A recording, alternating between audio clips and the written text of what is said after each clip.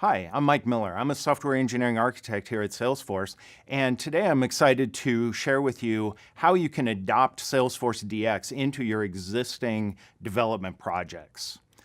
So let's talk about Salesforce DX and the principles of modern software delivery. We spoke with a lot of admins, developers, business owners, and what we came to understand was that the development has changed, right?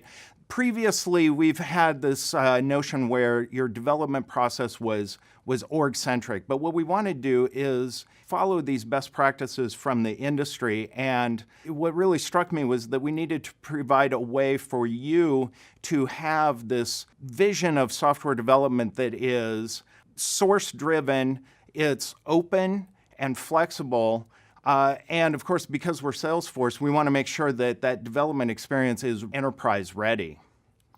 Salesforce DX has tools across the entire application lifecycle. A few key components here are the CLI, which is essentially the API into software development in Salesforce DX. We've got your source-driven development. Your source is externalized in a repo, again, moving that source of truth out of an org into your source. And then you've got continuous integration and continuous delivery, making sure that at any point in time, your software, your code, your project is ready to go, ready to be deployed to production or to be packaged up and made available to your customers. The key to this is modularizing your code. Salesforce DX is designed around the idea of projects. And what a project is it's a cohesive set of code that can be independently tested and deployed. And so you want to take all of your source, whether it's in a repo already or maybe it's just in your production org, and you want to break that up. You want to find those components that make sense together, and you want to externalize that. And what we're going to do in this demo is we're going to walk through an example of taking our Dreamhouse app that is in a production org and moving it into a Salesforce DX project ready for those software development best practices. We're going to take a look at an example here. There are two things that I need to get started with Salesforce DX. I need my production org or my business org or a trial. We have a trial available to get a developer hub, but I need a developer hub. So here I can see that in my production org, I've got a dev hub already enabled. We can also look at my production org and see that I've got this application. In this case, it's the Dreamhouse application. This is a very nice piece of code that I can break out. So let's walk through what the steps to do that are. One of the first things that I want that will allow me to easily extract that is I'm going to set up a unmanaged package that contains the source elements that I know that I want included in my Salesforce DX project repository. So we'll go ahead here, create a new package. Again, I know that I have a Lightning app that is the key piece that I want to combine or to export. And so if I go through and add that app to my package, I'll get most everything that I need. I happen to know that there's a few other things that aren't brought in with that. For example, I've written some tests, and I want to make sure that my application continues to be tested even as I export it and migrate it. I also know that this application is not available to everybody in my org, and so I've got a permission set defined that I want to make part of my Salesforce DX project. And lastly, I happen to know that there's also a related field that I need. So let's get that added in. So now I have this unmanaged package ready to go. Contains all of the source for that Dreamhouse application. And I'll go over to my workspace. What I have here is a just an empty directory on my local file system, on my local workstation. And one of the first things that I need to do here is I need to create the shell of a Salesforce DX project. So I have a command in the CLI, again, that sets that up for me. I can go in there.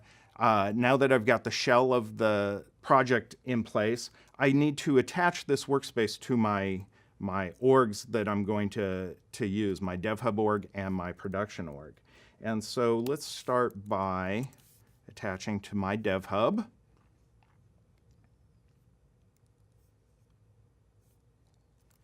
And that's done. And now let's go ahead and connect to my production org.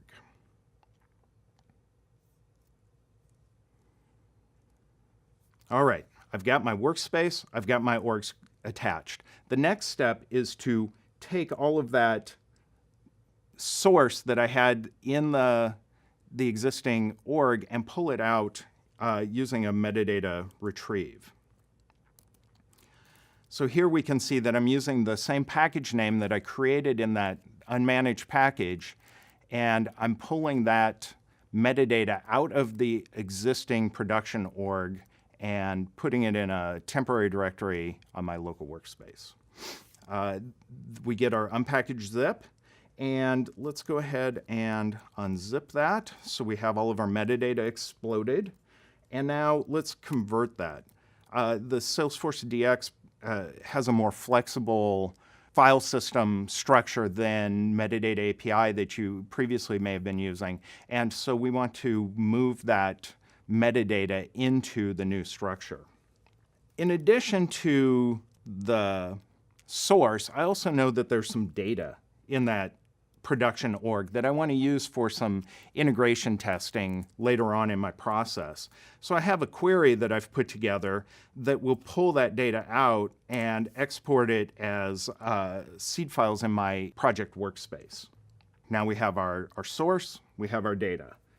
What we want to do now is actually take a look at Salesforce DX. Now we're ready. We have everything out of our production org and ready for the Salesforce DX project. One of the first things that we do is we create a scratch org. A scratch org is a lightweight org that's intended to be really just more of a runtime, more of a easy to create, easy to destroy, a place where you can do some declarative development. We realize that not everything is as easily editable in your local workspace as it is in the org. For example, your Lightning App Builder or your Flow Editor, things like that are better served in the Scratch org. So the Scratch org is used both for testing and then also for doing some of that declarative development tasks that you need. So now that we've got our Scratch org created, the next step is to push our source into that Scratch org. So we'll go ahead and execute that command now. So now we can see that our source has been pushed into our Scratch org. Let's go ahead and open that Scratch org and take a look at what it looks like. Scratch orgs start out relatively empty so that you can apply all of your particular project to it and have it be a reliable and repeatable process. The Scratch org, we have a command on the CLI that allows us to open directly into that Scratch org. During the creation, we already authenticated into it, so we can open straight into it. We'll see that even though we have our source in here, our application is not available in the Scratch org to our user yet. As I'd mentioned before, there's a permission set that needs to be assigned. So we have a CLI command that will allow us to assign that permission set to the current user. And now when we go back to our Scratch org, we'll see that our application is available. We can go ahead and launch into that application. So now we have the application available, but we don't have that data that we had exported. So let's go back and let's import that data into the Scratch org so that I can do some testing. We now have our sample data in the Scratch org, and I can go back And I can see I can do further development in the scratch org. I can do testing. The scratch org is ready for me to use as part of my development experience now. We want to run some tests also. We want to ensure that everything that we've now extracted into the scratch org is working as we expected from our production org. So let's go ahead and start by running our Apex tests. In this case, I'm going to have the test output in human readable form because I'm human and I want to see how those tests behave. As we mentioned, Salesforce DX is also built around the concepts of being extensible and open so that it can be integrated into your existing tools or processes. So we can also do things like run those same tests, but output the test results in a JUnit format so that you can view those results in whatever tools, dashboards or continuous integration tools that you might already be using. Now that I've gone through and extracted my source, converted it, pushed it into a scratch org, make sure that it's all working as expected, I really don't need that scratch org anymore. So the last thing we're going to do is go ahead and delete that scratch org and clean it up so that we're ready for our next development task. So now that we've deleted that scratch org, let's revisit the recipe for migration. First thing you need to do is install the CLI. It is central to the entire Salesforce DX process. We need to have a dev hub. We need it either enabled in a production or business org. You can get a free trial of a dev hub.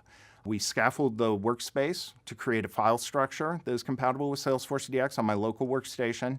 I'm going to check that scratch org definition. When you create the scratch org, you can apply different features or preferences to the org to test different shapes of org with your application.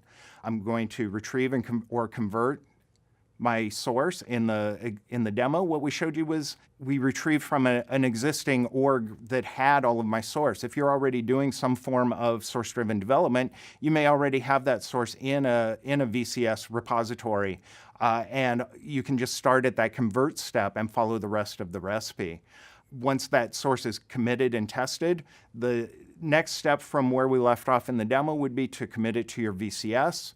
Have your developers start using source-driven development using the CLI, the Salesforce DX CLI, and then build your continuous integration and continuous delivery processes, integrating that CLI to ensure that that code is always ready for production. So we've got a few Salesforce DX Trailhead modules available to get started.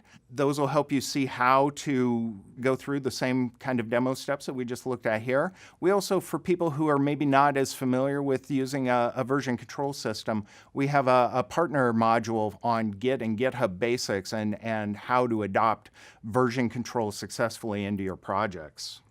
Thank you for watching my demo. I hope that you're now as excited to adopt Salesforce DX as I am to bring it to you.